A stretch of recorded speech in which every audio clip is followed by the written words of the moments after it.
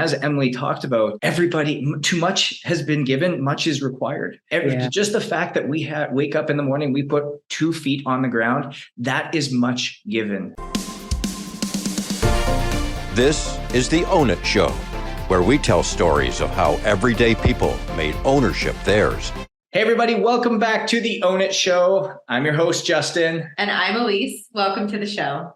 And guys, I know we've been kind of going on this series and we've been really talking about what does it mean to lean into your different? What does your story? What does your testimony? What does all of these things have in common when you're putting one foot in front of the other? And what mission are you really on? Where are you looking at going? I know we have something called this inner discontent or this inner calling, this inner pull that sometimes gets really confusing and convoluted internally. And we fight this inner battle sometimes, and we often start fighting ourselves rather than just allowing it to be a calling that we lean into and to start driving our focus. And so the person that we have on today, the guest that we're bringing on, is somebody that I've met and Elise have met through our mastermind at the Wellspring. And the unique thing about her is that she's got a story that I think will resonate with a lot of people. We know that our testimony is something that we are meant to have. It's something that's meant to make us relatable, something that's meant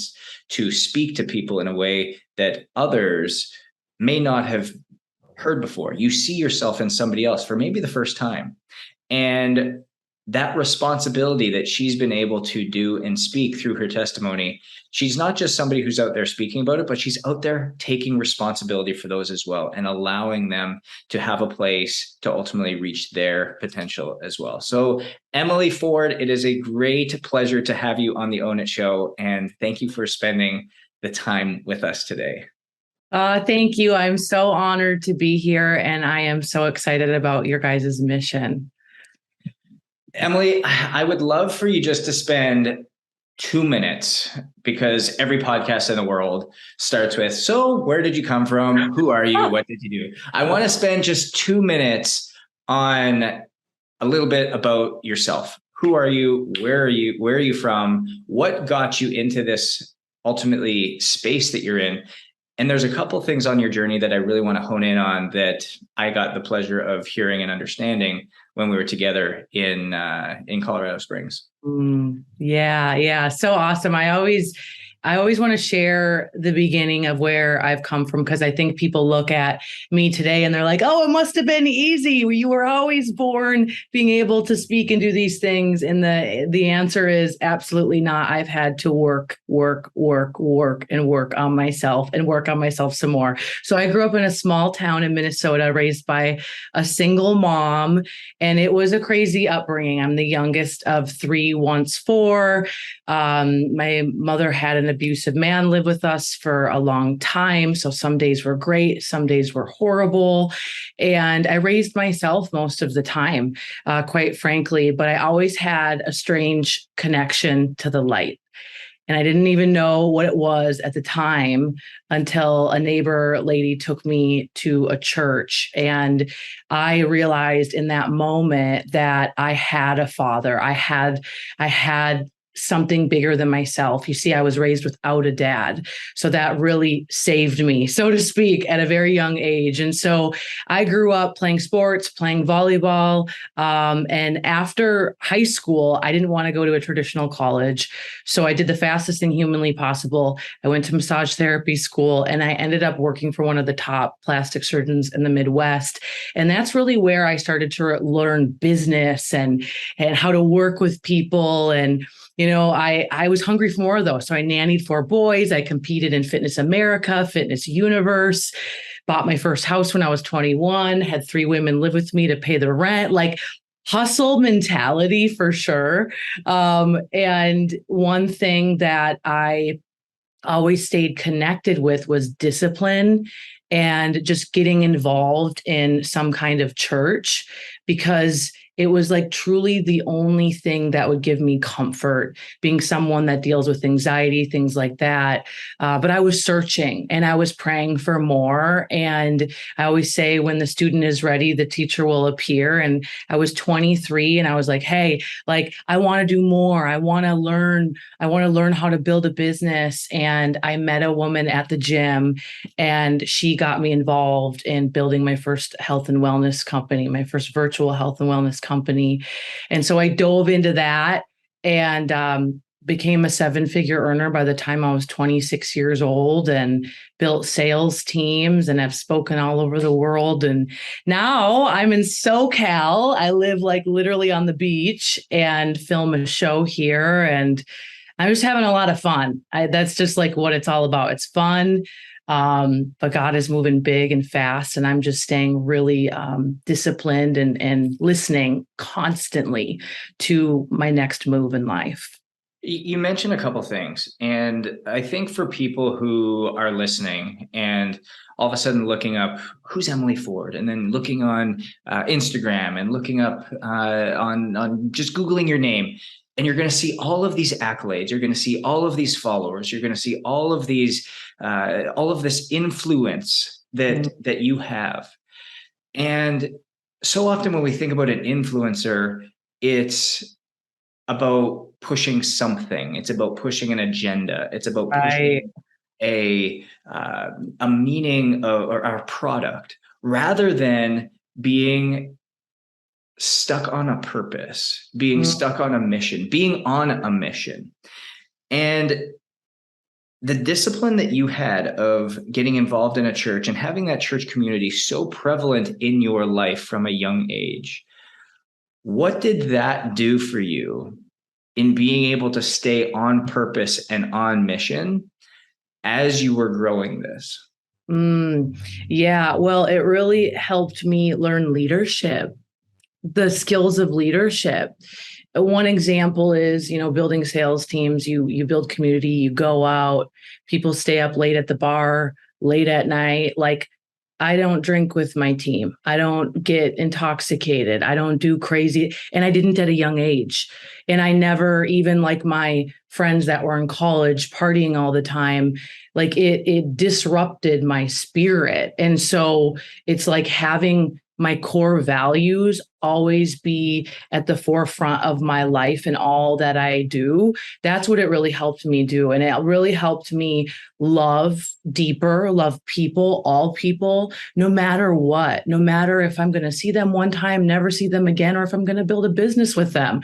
It really helped me with the foundations of life, the principles of life, and really to learn all those things that transcend in all areas of life. And I would say one of the most important things that it has helped me with is confidence as a young woman, for sure. Like, I understand, because I've gone to church and got involved, I understand that I'm the only me out there. He knits you together in your mother's womb, right? Like, and so that helped me immensely, because I wasn't the smartest kid in school. I struggled. I wasn't great with numbers. But then I really knew, like, okay, but there is other things I'm really great at. And so instead of focusing on what I'm not, I've chosen to focus on what I am.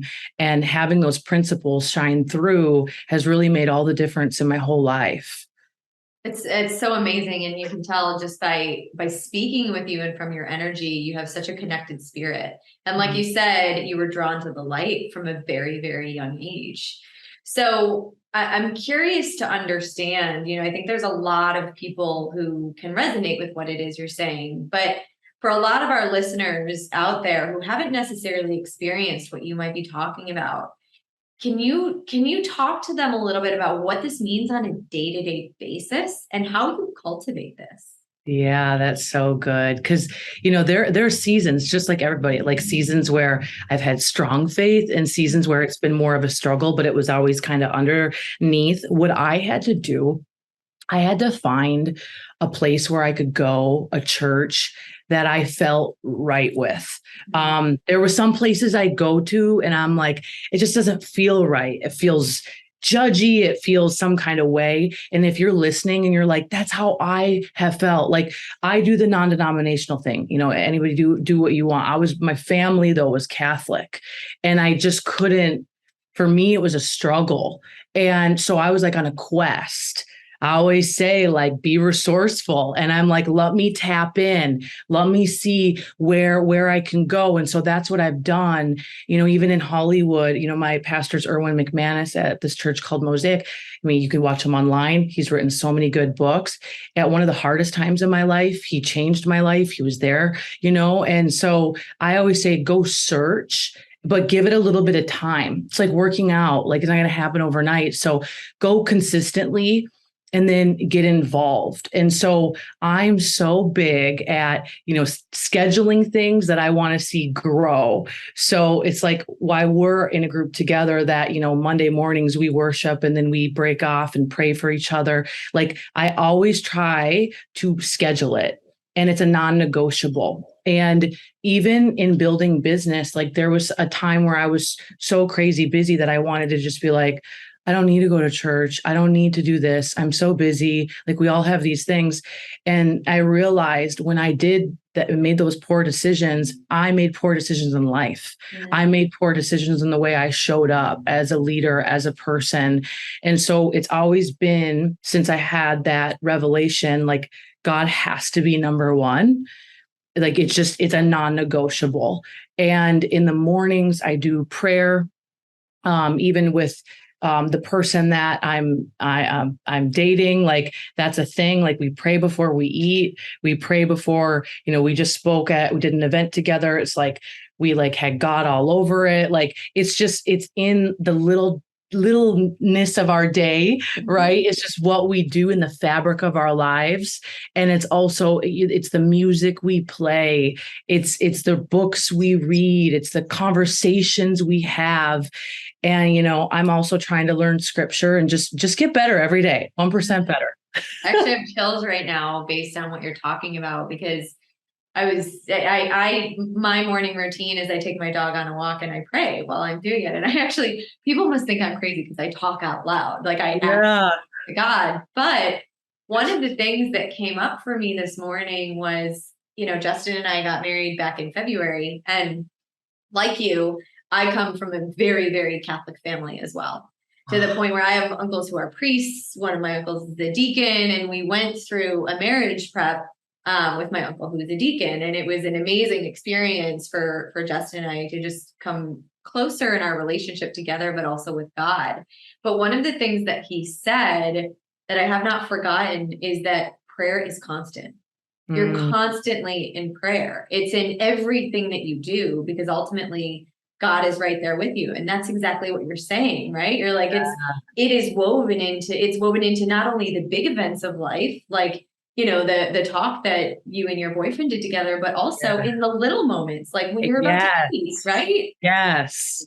Yeah. That's so beautiful. And I find it's like, we talk about like affirmations and declarations and manifestation. And it's like, the real power is talking to God all day long. Like that's your superpower. Like we just forget, it doesn't have to be this like official thing, and it's just I love it. I walk my dog in the morning too. And same thing is like, it's so great. We were in church probably, I don't know, maybe 2 months ago, and we go to VU here in Miami. Rich Wilkerson is our pastor and just spiritual mentor for us. And he was talking about how you literally make everything a cause for prayer. It's hey, we're stopping at a red light. Somebody pray. Or hey, we're dropping the kids off at school. Pray before you get out. Or we're about to watch TV. Great. Let's say a quick prayer. Like these little things that make it purposeful, because we focus so much on the grandiose things that happen in our life, the big moments, the big decisions, the big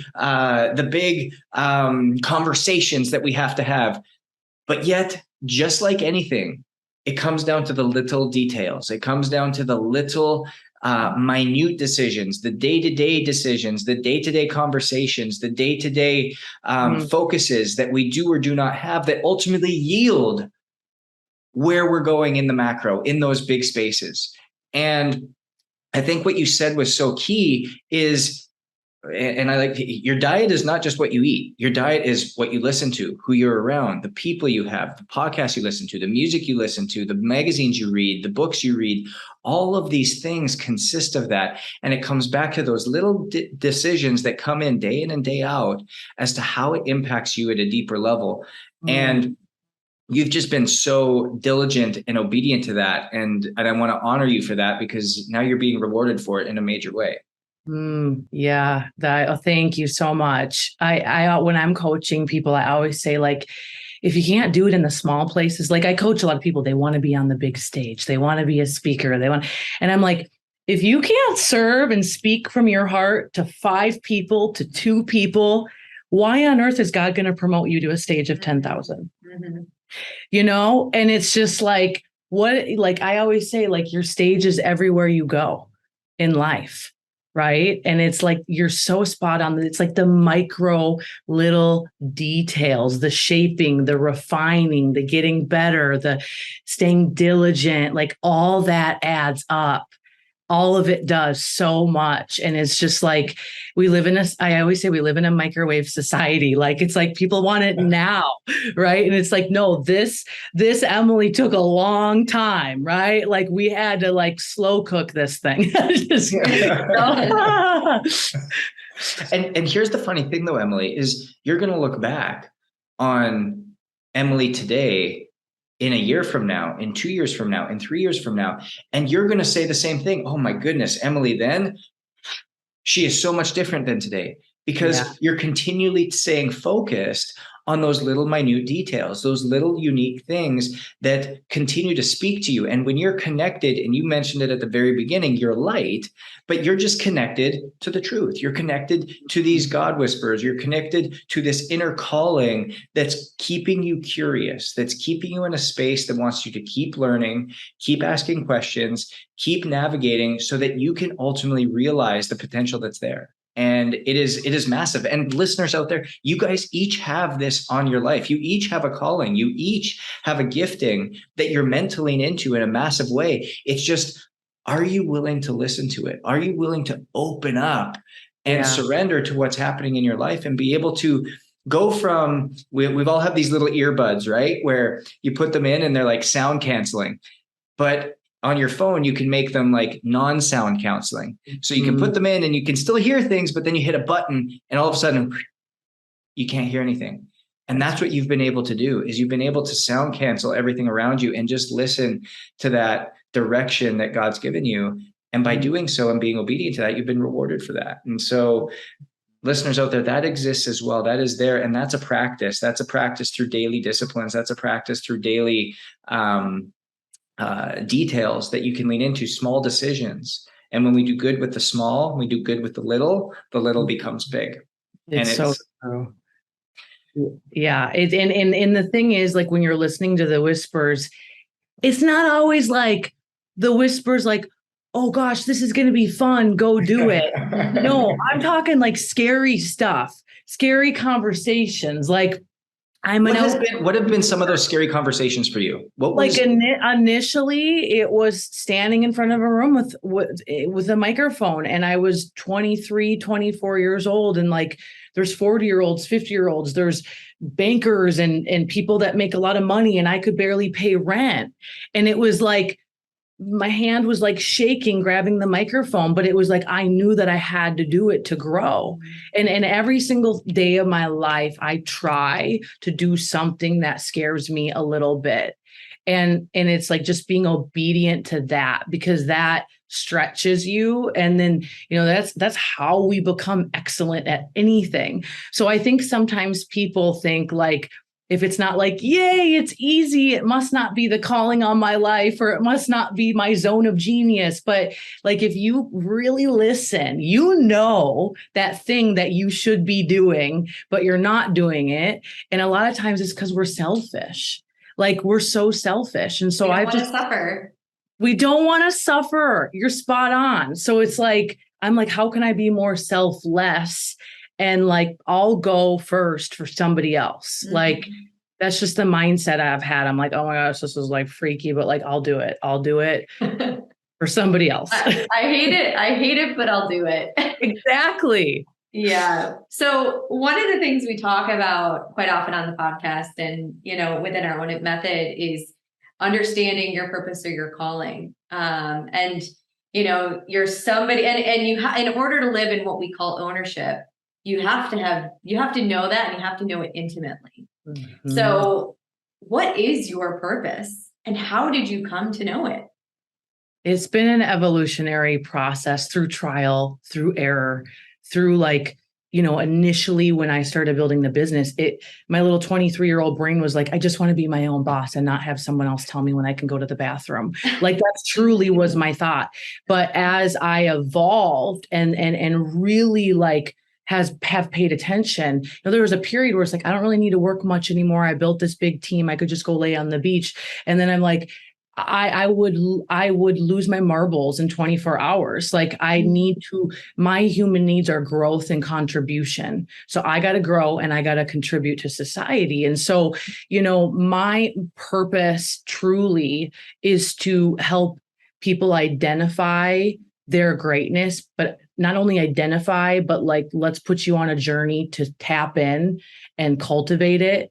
And I want to see other people emerge and grow. And that's where I get my true fulfillment, because that's just the duplication of leadership, truly. And, you know, my purpose has evolved even in the past, like 6 months, a lot thanks to our Wellspring group. And, you know, it's so funny. I'm like launching these businesses, doing these things. And it's like, I really want to share the gospel. And before it was like, let me just help this person evolve. And it's like, they cannot evolve if I don't share with them the truth.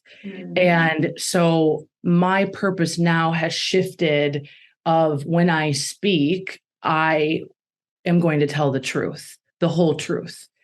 And there's been areas and times in my career, and I get a little emotional about this, is like, I've had people be like, Emily, just tone down the Jesus stuff, just tone it down, you know, and I'm teaching people how to be successful. And I'm like, okay, you just want me to like eliminate the thing that has helped me have the most courage, the best leadership skills. If you look who is the greatest leader of all times, Jesus, you want me to like just eliminate what's helped me be disciplined. You want me to eliminate that's helped me make good decisions.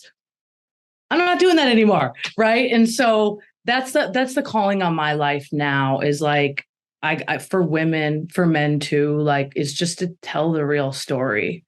Like, that's what I feel called to do. It's amazing and it's powerful, because I have that same feeling. It's been, you can talk about the little things that helped you get there, but it all comes back to that major truth. And I'm curious to get your take on this, or to hear your thought process when people have come to you and said that, and you've just put a stake in the ground, a hard stake, and said, no, this is a non-negotiable now for me, is to be able to speak this way. This is a non-negotiable for me, that I'm owning this and I'm leaning into this and I'm making this a part of my testimony, a part of my story, a part of my message. For our listeners out there, I think it's really important for them to hear this, is how has that ultimately come back to you 30, 60, 100-fold since you've owned that message? Oh my gosh. Everything. Like, I got a show, I got like the people, the transformation. It's not even what you say or what you train on. It's how you make people feel. And it's, you know, it's really like, there's been some talks where I didn't plan it, but it's just, I've prayed over the room and it just went a whole different direction, which we know that's the Holy Spirit. But that's where the true transformation lies, and the change happens in people's hearts, and God rewards that. I truly believe it. And it's coming in all different ways. And, you know, some people fear like, oh, if I'm too much myself, like, am I going to get canceled, or am I going to be annoying? And it's like, sure, to the people that aren't ready to receive it, but there's so many people that are. And it's just so cool. Like, I feel like the more bold I am, it's like people are just coming forward, and they're like, this morning I was on a call with a 21-year-old top sales rep for like roofing. And he was just like, you spoke on Saturday, and like, I realized I don't have faith. Like, I don't even, and he was like, what do I do? And I'm like, here I was for a minute thinking, cause I had all these young sales reps in the room, like thinking they're going to think like this chick comes in and she's like, Jesus, but I was like, nope, I'm staying true. And they're all coming forward like I'm missing something in my life. And I'm like, they're so young and impressionable. They could go this way or this way right now in their life, And so it's just the way it should be. Like, when you follow the calling on your life and you know the truth and you stick to it, it's just the right people come in and you just become an example. And to me, that's like everything. It's amazing because your message is somebody else's miracle. Amen. And so often we hold our messages back because we're worried about what other people think, what other people are going through, what other people are going to cast down on us. And by doing that, we're holding back what is literally God-given, what is literally presented there for a reason. And when we are able to do that, it transcends any type of worldly disagreement, any type of worldly discernment, any type of worldly discomfort that we have. And you said it earlier, and I want the listeners to get this, because you said something profound, and it was, I'll go first for someone else. And you making a choice to step out and to go into something that's uncomfortable, something that doesn't feel good. Emily talked about it earlier. She said, not every calling is rah, rah, this is amazing, I'm excited, this is easy. Right. Just like going and talking on stage and choosing to own your story and truly owning your truth probably was not easy. But that was the calling that you had. That was the inkling that you had. That was the decision that you were being told to make. And ultimately, you were rewarded for it. Mm-hmm. And so I challenge everybody out there listening right now. I'm sure this has touched you in a certain way that's gone, where can I start growing? Where can I start listening? Where can I start being more obedient? Where can I start going out on a limb and doing something that's a little bit uncomfortable because I've known this for a long time, but I haven't taken action? And Emily's already been the person that's done it first, so that you guys can now go and follow and do it for somebody else. So beautifully said. Oh my goodness. Fire. Drop the mic right there. Like, oh. And yeah, I mean, I feel like if you're listening and you're like, oh gosh, that's me. Like, in the moment, right after the podcast, like, do one thing that will help you move that step forward. I'm all about, like, if you feel it, it's like, make a phone call, maybe go on your Facebook and be like, or your Instagram. And maybe it's like, you haven't told the whole story. Do it in the moment while you feel it, and start that process of just really owning who you are and your truth. It's just so amazing. It's so freeing. It's so freeing. Like, I have never had this much energy in my life, because I'm truly congruent and I'm not dumbing myself down. Like, before, I felt like I would sometimes dumb myself down. It was like, oh, don't say everything, and so you feel like you're dimming your light a little bit. And I'm sure so many people can relate, like even you probably in the sports world, it's like, don't be too charismatic. Oh, I mean, forever. To be honest with you, it's only been in the last couple of years that I've been really able to, and it's not that I couldn't while I was there. It's that I didn't have the courage to, and I wasn't willing to. And it's only been in the last couple of years that it's really come to fruition, that I've been willing to lean into it. And as you continue to lean into it, doors continue to be opened, opportunities continue to be there. And alignments continue to be there. We talked about him before. Steve Weatherford talks about your alignments determine your assignments, and not the other way around.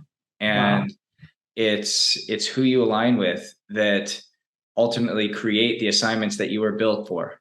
And so often in everyday culture, we lean into assignments. It's, I want to build this business. I want to make this friend. I want to meet this person. I want to get on this stage. I want to go to this place, rather than focusing on the relationship and the alignments that ultimately determine what it is that you were built to do, what it is that you were meant to do, the space that you were meant to take up, so that ultimately you can take dominion and do something for the kingdom that's bigger than yourself, and ultimately will reach the people that you were meant to reach.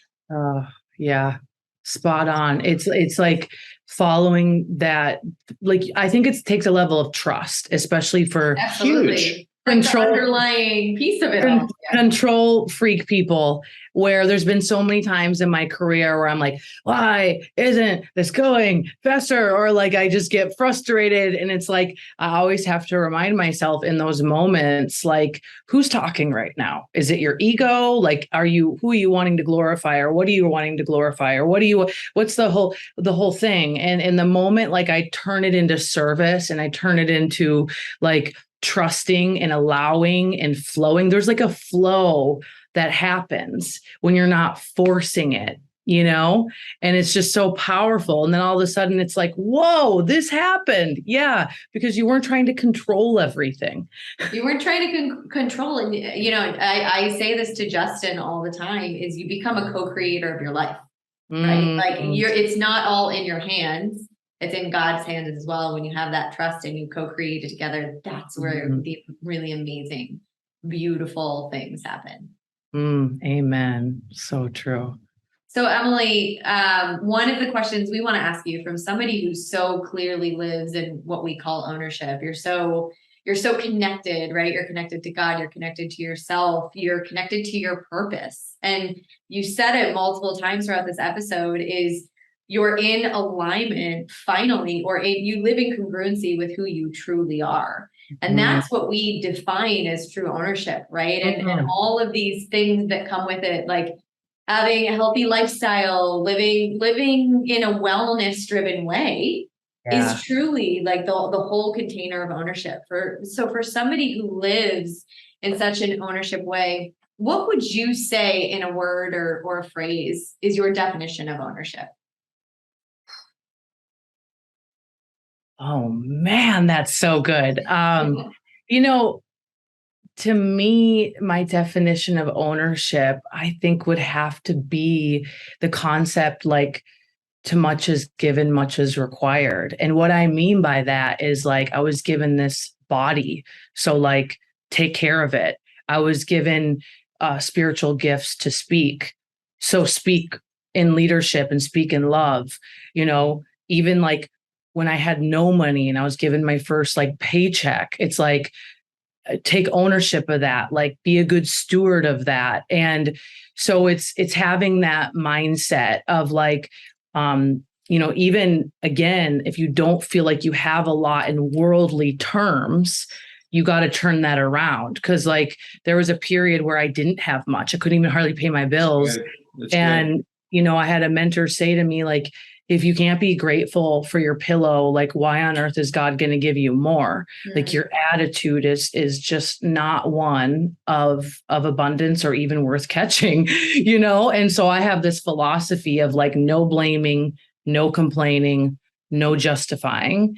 And it's just like, it changed everything for me. So yeah, in all facets, it's like extreme ownership is just how I decide to live. That's amazing. And where can our listeners find you if they want to learn more about you? Yeah. On Instagram is great at It's Emily or it'semily.com. Yeah. Listeners, this is something that I really want you to tap into. And it's something that hopefully spoke to you today, but I'm going to take you to Romans 12:1. And it says, therefore, brothers and sisters, in view of the mercies of God, I urge you to present your bodies as a living sacrifice, the holy, pleasing to God. This is your true worship. And so it's what we do with our bodies. It's what we do with our minds. It's what we do with what we've been given. And as Emily talked about, everybody, too much has been given, much is required. Just the fact that we wake up in the morning, we put 2 feet on the ground, that is much given. That is an opportunity to pour into other people. That is an opportunity for you to go first and be the first for someone else. Be the first that inspires somebody else. Be the first that moves you to do something for somebody, because your message is somebody else's miracle that they need to hear, that they need to be moved, that they need to be ultimately able to receive that and realize that you are great, that greatness is in you because greatness built you. And when we can lean on that, when we can understand that, it ultimately changes our reality and ultimately allows us to realize the true purpose of why we were here. So remember, success is different. So own your different. And we'll see you guys next week.